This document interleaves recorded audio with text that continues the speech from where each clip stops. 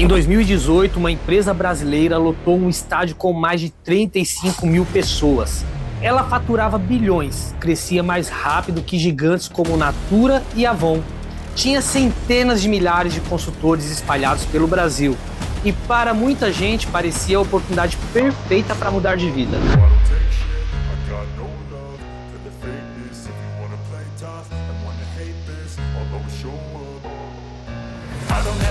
Mas poucos anos depois, o faturamento despencou, franquias fecharam, milhares de pessoas ficaram com estoques encalhados dentro de casa. E a empresa que parecia imparável descobriu da pior forma possível uma regra brutal dos negócios. Crescimento sem controle pode destruir até os maiores impérios. A pergunta que fica é: como uma empresa criada numa garagem conseguiu chegar ao topo do mercado brasileiro e depois perder 70% do seu valor? E o mais importante, qual foi a decisão que transformou um dos maiores casos de sucesso do Brasil em um dos colapsos empresariais mais impressionantes da história recente? Bom, eu sou o José e hoje você vai conhecer a ascensão e a queda da Rinode. E fica até o final porque a última lição dessa história pode evitar que qualquer negócio, seja pequeno ou grande, cometa exatamente o mesmo erro.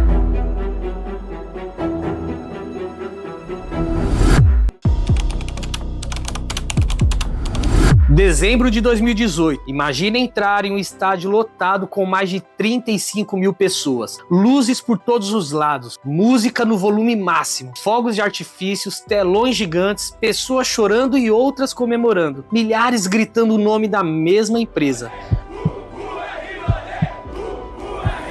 Por alguns segundos você poderia até jurar que aquilo era um evento da Apple ou até mesmo da Tesla, ou até de alguma multinacional centenária, mas não era. Era uma empresa brasileira de cosméticos, criada por uma família comum que começou dentro de uma garagem. Naquele momento, a Rinode parecia ter descoberto a fórmula mágica para gerar riqueza. A empresa faturava bilhões, expandia para outros países, inaugurava franquias em ritmo acelerado e atraía centenas de milhares de pessoas que acreditavam estar construindo um futuro melhor. Para muitos consultores, a Rinode não era apenas uma empresa, era esperança. Era liberdade financeira, era a chance de abandonar um emprego ruim, quitar as suas dívidas, comprar a casa própria, dar uma vida melhor para os seus filhos. E quando uma empresa consegue vender esperança, ela se torna muito mais poderosa do que simplesmente vender produtos. Mas existe um detalhe curioso sobre todos os grandes impérios da história. Quase nenhum deles caiu quando parecia fraco. Roma não caiu quando era pequena, a Blockbuster não caiu quando estava perdendo os clientes, a Nokia não caiu quando estava atrás da concorrência. Todos eles começaram a desmoronar exatamente quando pareciam mais fortes. E com a Rinode aconteceu a mesma coisa, porque enquanto milhares de pessoas comemoravam naquele estádio, uma bomba relógio já estava armada, só que ninguém conseguia enxergar. Nem os consultores, nem os líderes, nem os próprios investidores, nem a própria empresa. Por trás dos carros exibidos nos eventos, dos depoimentos emocionantes, das viagens internacionais, dos bônus milionários, existia um problema crescendo em silêncio. Um problema que, poucos meses depois, destruiria mais de 1 bilhão em faturamento, fecharia franquias, afastaria centenas de milhares de consultores e transformaria uma das histórias de crescimentos mais impressionantes do Brasil em um alerta para qualquer empresário. Mas para entender como tudo isso aconteceu, precisamos voltar muitos anos no tempo, para uma pequena garagem na zona norte de São Paulo, porque foi lá que uma simples decisão mudou o destino da família e, sem que eles soubessem, também estava criando as condições para uma das maiores quedas empresariais da história recente no Brasil. Muito antes dos bilhões, existia apenas uma costureira chamada Adelaide Rodrigues. Ela precisava complementar a renda da família, então começou a vender cosméticos de porta em porta. Sem investidor, sem marketing, sem dinheiro, apenas o trabalho. Os resultados foram tão bons que o marido Francisco Rodrigues abandonou o emprego de metalúrgico para ajudá-la. Depois veio o filho Sandro e em 1988 a família tomou uma decisão: criar a sua própria empresa. Tudo começou numa garagem. Produtos embalados manualmente e estrutura improvisada, mas uma ambição enorme. O nome escolhido foi inspirado numa expressão japonesa associada ao sol nascente. E ninguém imaginava que aquele pequeno negócio familiar um dia movimentaria bilhões de reais. Mas o maior salto ainda estava por vir. Uma decisão que quase destruiu a empresa no começo, mas depois transformaria tudo.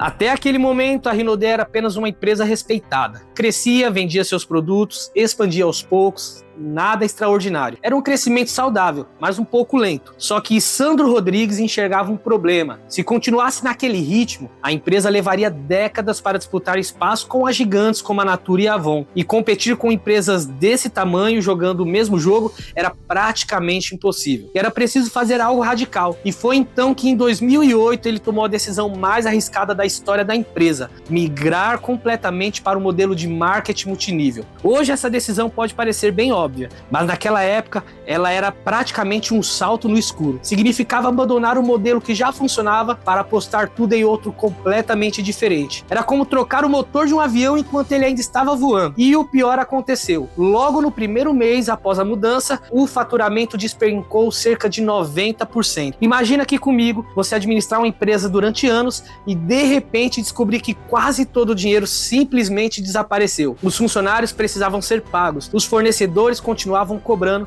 a fábrica ela não podia parar, mas as vendas haviam praticamente sumido. Durante anos, a família Rodrigues viveu sob enorme pressão. Em vez de colher resultados, precisou colocar dinheiro do próprio bolso para manter a empresa funcionando. Para muita gente de fora, parecia apenas uma questão de tempo até a Rinode fechar as portas. E sinceramente, vamos falar a verdade, qualquer empresário teria pensado exatamente o mesmo. Afinal, quem iria insistir em um modelo que quase destruiu tudo que levou décadas para construir? Mas Sandro acreditava que o problema não era o modelo, era o momento. E foi justamente aí que o destino resolveu mudar completamente a história da empresa. Poucos anos depois, o Brasil entrou em uma das maiores crises econômicas da história. O desemprego disparou, milhões de pessoas perderam a principal fonte de renda. E quando as oportunidades começaram a desaparecer, a Rinode apareceu oferecendo exatamente aquilo que todos queriam ouvir. Você pode trabalhar para você mesmo, você pode conquistar a sua independência financeira, pode mudar a sua vida. Não era apenas cosméticos, era uma promessa de liberdade. E essa promessa encontrou um país desesperado por uma segunda chance. Foi nesse momento que a engrenagem finalmente começou a girar. O que parecia ser a pior decisão da história da empresa estava prestes a transformá-la em um dos maiores fenômenos empresariais que o Brasil já viu.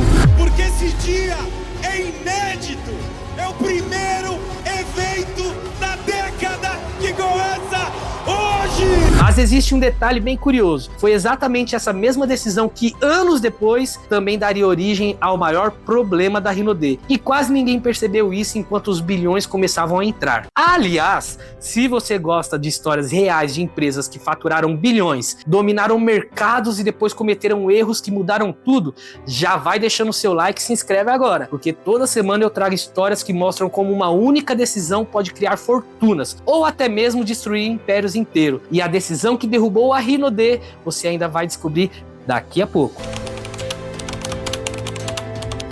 Entre 2012 e 2018, a Rinode viveu um crescimento quase que inacreditável. Os consultores passaram de 35 mil para 850 mil. As franquias explodiram, o faturamento saiu da casa dos milhões para bilhões. A empresa virou um fenômeno nacional. Vídeos de sucesso viralizaram, eventos lotavam, consultores apareciam exibindo os carros novos, viagens, conquistas, mudança de vida. Parecia que todo mundo estava ganhando. Mas existe uma frase bem famosa nos negócios: quando algo parece bom demais para ser verdade, normalmente existe algo que você ainda não está vendo. E o mercado estava prestes a descobrir isso.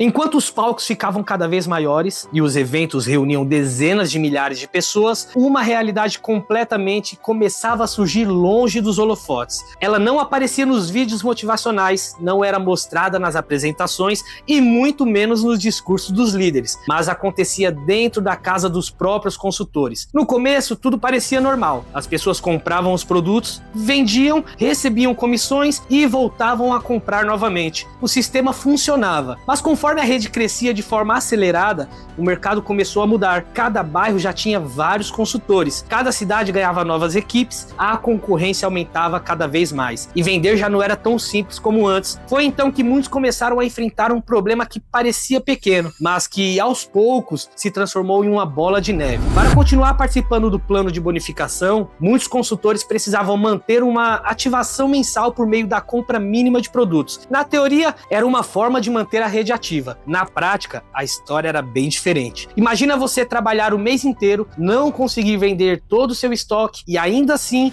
precisar comprar novos produtos para não perder os benefícios conquistados. Era como correr em uma esteira. Você fazia força todo o tempo, mas não saía do lugar. E foi exatamente isso que começou a acontecer com milhares de pessoas. Perfumes começaram a ocupar armários, caixas se acumulavam em quartos, garagens viraram pequenos depósitos e produtos permaneciam lacrados durante meses. Alguns consultores acreditavam que no mês seguinte conseguiriam vender tudo, depois no outro e depois no outro. Mas para muitos, esse dia nunca chegou. Quanto mais tentavam recuperar o dinheiro investido, mais precisavam comprar para continuar ativos. Era um ciclo extremamente difícil de interromper, e quando o estoque aumentava, as dívidas também aumentavam. O entusiasmo dos eventos começou a dar lugar à frustração. As primeiras reclamações começaram a aparecer na internet. Os consultores relatavam dificuldades para vender. Outros reclamavam da falta de produto nas franquias. Havia relatos de atraso nas entregas, problemas logísticos, produtos com defeitos